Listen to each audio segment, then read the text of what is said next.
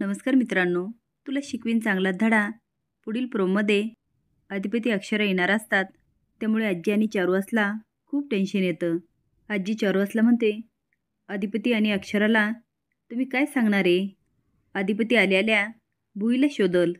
तेवढ्यात अधिपती आवाज देतो, आईसाहेब, ए आजे. दोघं पण दारामध्ये बॅग घेऊन हजर असतात. अधिपतीला बघून चारुहासला काय बोलावं तेच कळत नाही.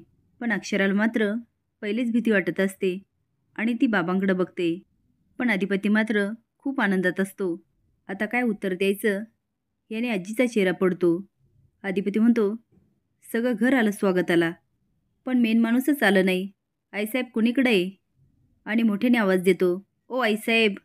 आता चारुहास आजीकडे बघायला लागतो आणि आजी गोंधळून जाते. हे मात्र अक्षराच्या ध्यानात येतं.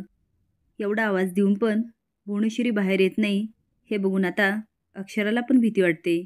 आता काय धमाका होणार हे बघण्यासाठी लाईक आणि सबस्क्राईब करा. धन्यवाद.